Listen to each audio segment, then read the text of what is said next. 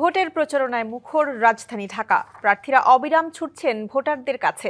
অভিযোগ পাল্টা অভিযোগে সরগরম ভোটের মাঠ। কোথাও প্রচারণায় বাধার অভিযোগ, কোথাও হট্টগোল। এনসিপি প্রার্থী নাসিরউদ্দিন পাটোয়ারির ওপর ডিম নিক্ষেপের ঘটনাও ঘটেছে। এ নিয়ে ঢাকা ৮ আসনের বিএনপি প্রার্থী মির্জা আব্বাস বলেন, প্রতিপক্ষের সাথে সংঘর্ষ কিংবা ঝগড়ার রেকর্ড নেই তার। অভিযোগ পাল্টা অভিযোগ আর উত্তেজনায় জমে উঠেছে রাজধানীর নির্বাচনী প্রচারণা। ভোটারদের কাছে যাচ্ছেন প্রার্থীরা, চেনাচ্ছেন প্রতীক, চাইছেন ভোট। প্রচারণার ষষ্ঠ দিন সকালে ঢাকা ৮ আসনের শান্তিনগরে হাবিবুল্লাহ বাহার কলেজে জনসংযোগে যান এনসিপির নাসিরউদ্দিন পাটোয়ারি।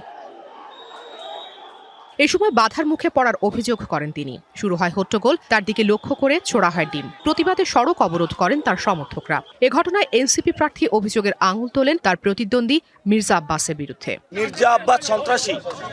এখানে যারা দলীয় ক্যাডার রয়েছে তারা বলছে আমরা মির্জা আব্বাস আমাদের টাকা দেয়। আমি এখানে নির্যাতিত নিপীড়িত যারা আপনারা বিএনপির ভাইয়েরা, যারা আপনারা সন্ত্রাস সাপোর্ট করেন না, আপনারা দল থেকে এদের বহিষ্কার করেন, বিতাড়ন করেন, নাহলে সুষ্ঠু রাজনীতি আমরা বাংলাদেশে করতে পারবো না। অভিযোগ নাকচ করে মির্জা আব্বাস বলেন, প্রতিপক্ষের সাথে সংঘর্ষ কিংবা ঝগড়ার ইতিহাস নেই তার। বিদেশ থেকে দেশে রেমিটেন্সের টাকা আসে নিরাপদে। তাই আজই আপনার আপনজনকে বলে রাখুন, রেমিটেন্সের টাকা যেন শুধু নগদেই পাঠায়। এটা তো বহুদিন যাবত চেষ্টা করতেছে লাগার জন্য।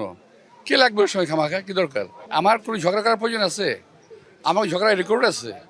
আমি বহুদিন এলাকায় ইলেকশন করি, আমার কোনো রেকর্ড নাই যে কোনো প্রতিপক্ষের সঙ্গে আমার কখনো সংঘর্ষ হয়েছে কিংবা ঝগড়া হয়েছে। That is no record.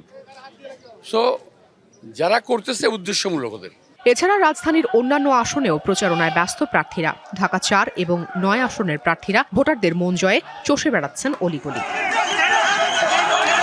প্রার্থীরা বলছেন, ১৮ বছর পর একটি অবাধ, সুষ্ঠু ও নিরপেক্ষ নির্বাচনের আশায় রয়েছে জাতি। Afrin Anwar, DBC news, Dhaka.